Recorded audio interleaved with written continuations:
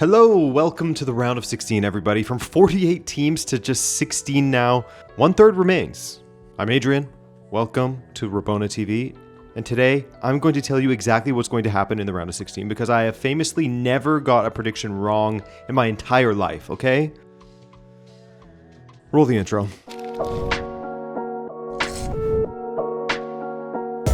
So first up, we have Canada versus Morocco on July 4th. And this is actually a rematch from the 2022 World Cup. In that match, Canada's keeper Milan Borjan made a huge mistake, donating a goal to Morocco in just the 4th minute. Then En-Nesyri doubled the lead for a 2-1 win.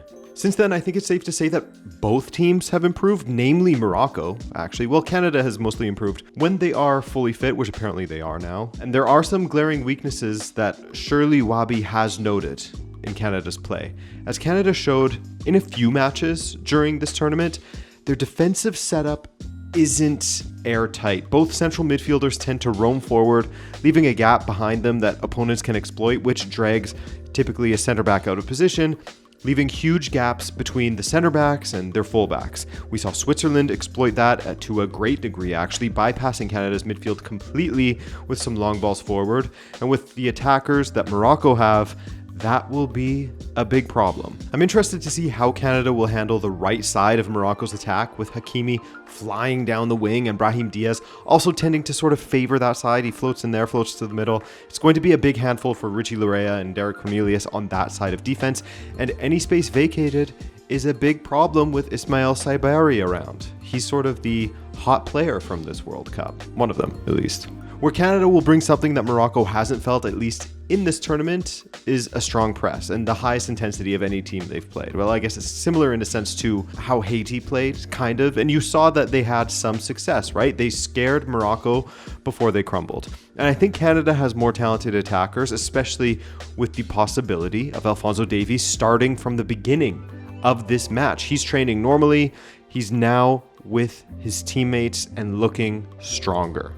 That is a huge boon for Canada, and you saw how his presence changed how South Africa played in the round of 32. That will happen against Morocco as well. The thing that will make or break Canada, though, is finishing off their chances. Look at how Norway, for example, didn't have a ton of opportunities against Ivory Coast, 9 shots, 2 goals. Canada labors to finish, but they always generate chances, and I don't think that will be any different here. So my expectation is that Morocco will win in an agonizing fashion for Canada, and we can take pride in making the final 16. I hope I'm wrong, I really do, but this Moroccan side is just such a big problem, even for the biggest teams in this tournament. So, Paraguay versus France. Paraguay, who started the tournament poorly with a 4-1 loss to USA, found their World Cup qualifying form and made it out of the group in 3rd place in the end. Their prize? A match against Germany, which did turn out to be a prize, actually. Now, Paraguay defended brilliantly in this match, and their defense stood very strong. And as we always say, 2 things can be true. You know, Paraguay can be praised for how they defended and how Gil in goal played, while also pointing to how poor Germany were in this tournament. But that aside, it was one of the great moments in Paraguay's World Cup history, a World Cup shootout win against one of the top nations in the history of the competition. The worry with Paraguay is always, what will they be able to pull off going forward? Goals have been few and far between in this tournament for them, just 3 scored in 4 matches, which is nothing really new. They need the legend Oscar Tacuara Cardozo, man. They have Enciso, kind of. He was injured just before the World Cup, but made it back in time. Then against Germany, he was substituted early in the second half, which pretty much wouldn't happen unless they needed to, right? He was the scorer of their goal. He's absolutely the most talented attacker they have, and his presence in this game at this time of recording this video is totally up in the air. He wasn't just the scorer of the goal against Germany. He set up Galarza against Turkey and set up Mauricio against the USA. He's been involved in every goal they've scored. Now, France, they certainly aren't hurting for attackers. You saw how they played against Sweden, right? That was perhaps the best performance we've seen of any team at this World Cup. They were so dynamic with how they tried to break down Sweden. The smart runs Mbappé was making, the insane ability Olise has to unlock defenses with his dribbling and inch-perfect passing. Guy makes passes nobody else can see or pull off. Dembele can drop a 10 out of 10 out of nowhere, sometimes a 6 out of 10 though, but equally capable of that 10 out of 10 performance. That attacking trio, Olise, Mbappé, Dembele, and then you can throw in a Barcola there now and then, but those three are unreal.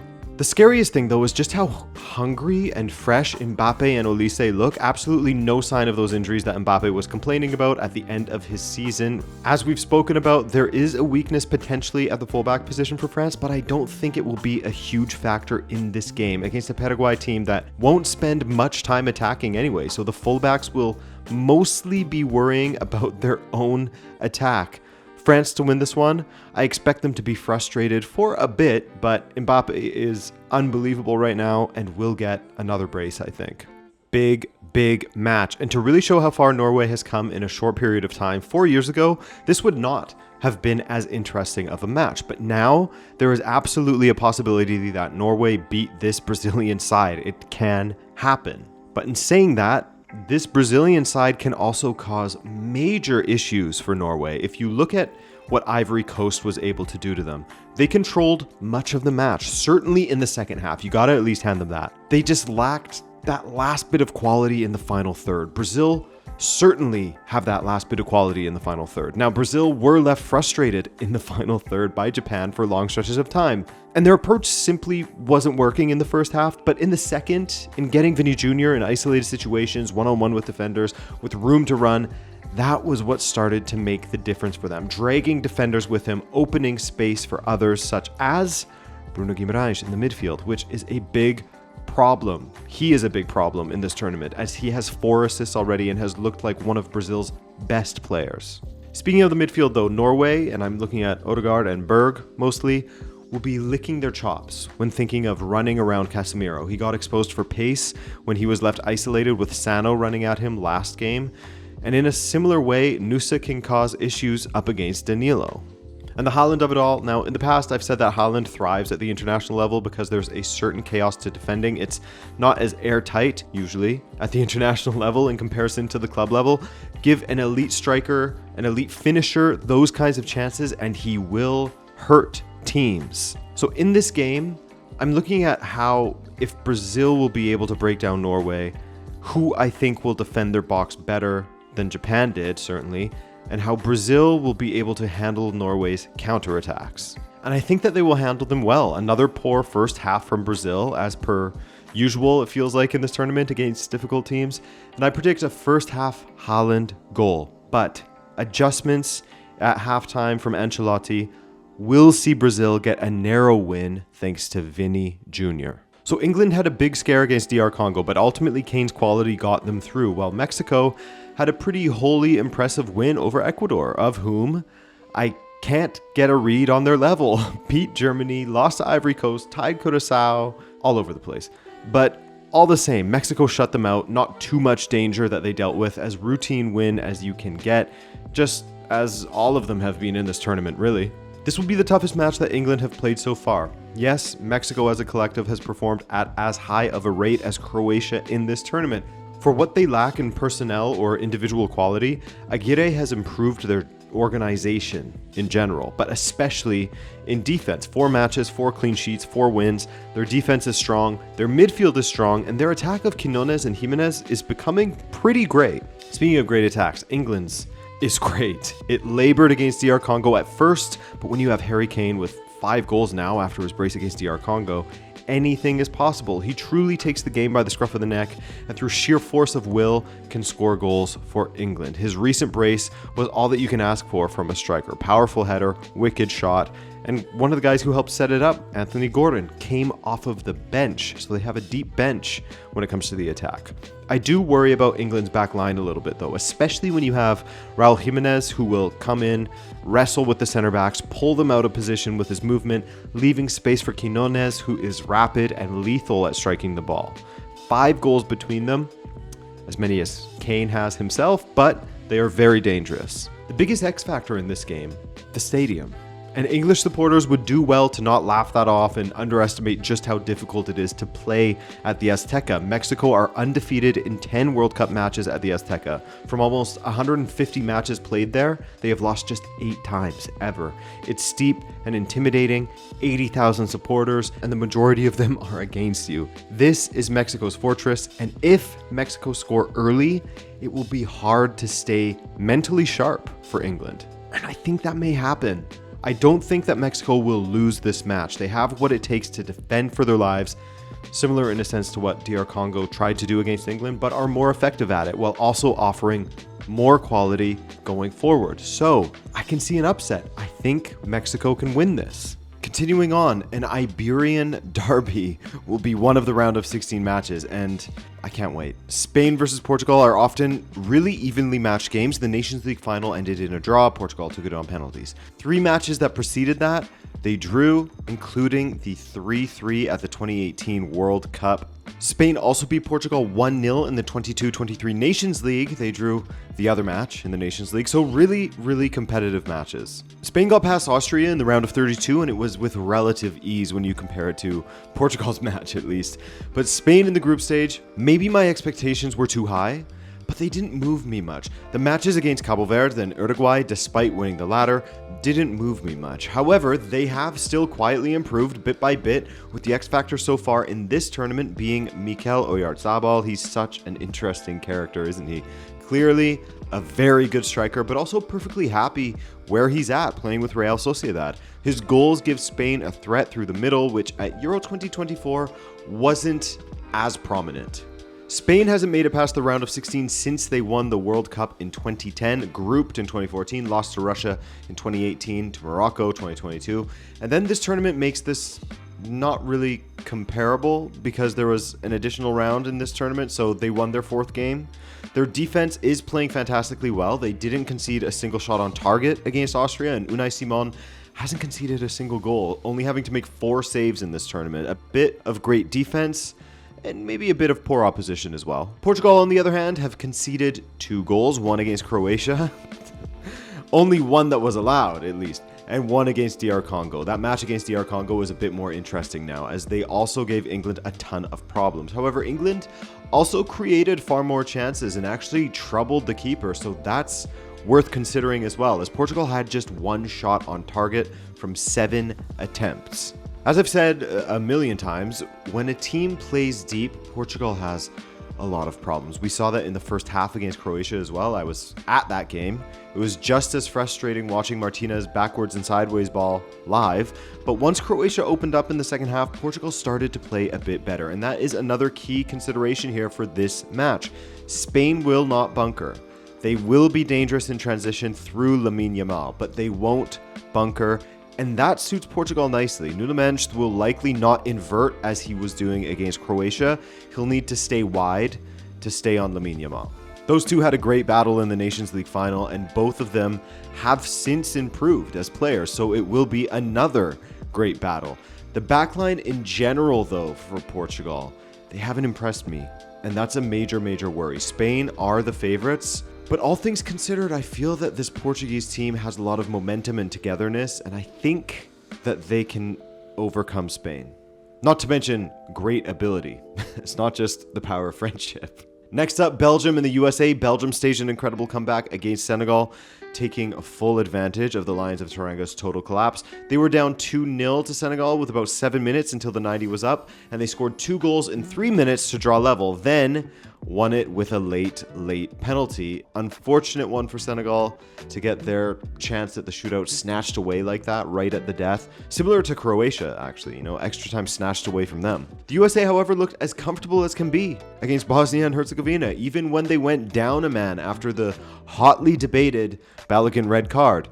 They got a goal through Tillman, and they were still able to get forward, given Bosnia had finally relented on their focus on defense. The loss of Balogun is huge, yes, but the USA will still carry a huge threat.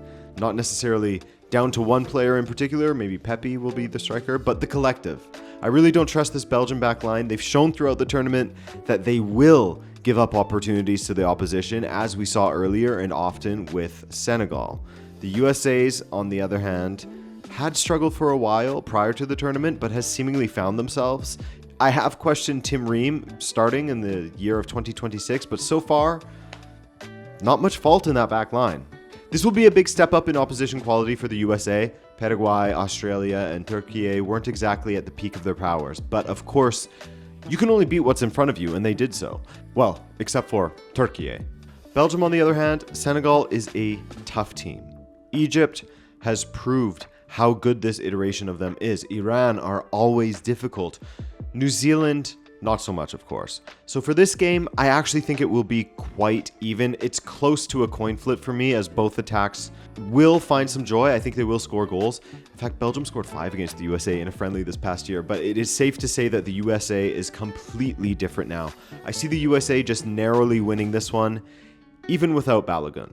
Almost there, guys, as Argentina versus Egypt is one of our final matchups. Egypt, they have already made history at the World Cup. They got their first win. Everything else is a big bonus. They went undefeated in the group stage, and that set up their round of 32 matchup with Australia. And it was back and forth for the most part. Now, where Australia struggled, which is where they've struggled all tournament long, was in the final third. Creating opportunities is not their strong suit, quality opportunities at least, and for everything else, Egypt defended well in the box. In fact, while Egypt was certainly better than Australia in the box, they didn't completely outchance Australia. They only had 3 attempts on target. But they were dominant in extra time, and I do like the attack of Salah, Ashur, and Zico all combining. Zico, that guy especially is a guy I wasn't really familiar with prior. I mean, he made his debut for Egypt not long ago. He only has 6 caps, and 4 of them have been at this World Cup.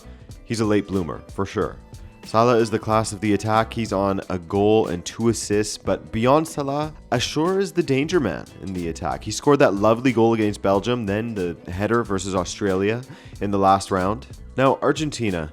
They had a perfect group stage with 3 wins from 3, which was expected given their group. And then they had Cabo Verde, who had caused major issues for Spain and Uruguay previously in the group stage, and they took it up a level there. I think that everyone expected this to be a tough game because not only do Cabo Verde have a very, very good keeper and strong defense, but they really move the ball well. I mean, did you see how they would break through Argentina's lines with their one-touch passing, moving the ball from the back to the front at times? I mean, it was close quarters, one-touch stuff. It was great to watch. And they pushed Argentina all the way. Twice they came back from a goal down in regulation time, then doing it again in extra time. But before that, Messi scored the opener, extending his World Cup goals tally to 20 goals. His goals in consecutive matches to 8 World Cup games. His total in this World Cup to 7 goals, equaling 2022 and becoming the first to score 7 or more goals in multiple tournaments. It's just outrageous stuff. I don't know that many people expected this kind of performance from Lionel Messi at this particular tournament. Their attackers beyond Messi haven't really shown up yet, but their defense has been solid. I mean, one of the goals Cabo Verde scored was simply beyond defending or saving. Ridiculous strike from my man, Sidney Lopes Cabral. Because other than that, they've been great. Egypt will test their back line, but I don't see an Egypt performance that's strong enough to outscore this Argentinian side. More Messi magic. Egypt's time will come to an end due to their defense and midfield not being able to handle Argentina, and then Messi taking care of the rest. Final matchup. First, let's look at Switzerland, who just continue to roll on in this tournament. That first match draw with Qatar is seemingly an outlier, as they have improved and never really let up since then. They follow that up with a comfortable win over Bosnia, then a relatively comfortable win over Canada, though it did get pretty scary for them towards the end. Against Algeria, they probably could have had more than just 2 goals, but a 2-0 win is nothing to be ashamed of. Now, Granit Xhaka's turned back the years. He's marshaled their midfield for some time now, and when speaking of ageless wonders, some wonder unks, he has to be brought up now in this conversation. How he is still incredibly effective for Sunderland in the Premier League, how he is still the heart of this team is impressive. And speaking of guys who have been around for a while, Breel Mbolo is still scoring regularly for Switzerland. Guy loves international football. He will be a threat on the counter, as this Swiss team has been incredible in transition with guys like Ruben Vargas and Manzambi. Manzambi being one of the sensations of this tournament in my eyes. I mean, they are lethal if you allow them to counter quickly. But if the game gets stretched against Colombia, That's a Luis Diaz paradise. He has looked so dangerous in this tournament as Colombia showed how they can hurt you in transition against Ghana. But they are also slick in possession and have players like James Rodriguez and Arias who can unlock defenses with their deliveries into the box or releasing players beyond the opposition's back line with smart little through balls. Granted, at the time of recording, there's uncertainty over the health of James, so watch out for that story, that potential storyline. That's a big loss for Colombia if he isn't fit for their match against Switzerland. Not that they are screwed without him. They do have talented players, but he's a huge loss. And I find that Switzerland will cede possession far too much, at least for my liking, and Colombia have proven they can be dangerous in multiple scenarios. Plus, this is the round where Switzerland always fall. They haven't made a quarterfinal in the World Cup since 1954. I think Luis Suarez, yes, of course, Colombian Luis Suarez, will get a goal. Luis Diaz, a menace against Switzerland, and a win for Colombia. Alright guys, those are your 8 matchups for the round of 16. As per usual, I'll be live streaming the Canada and Portugal matches, for sure. Maybe some others in between, Mexico versus England perhaps? We'll see. Anyways, thanks for watching, and I'll see you tomorrow. Take care guys.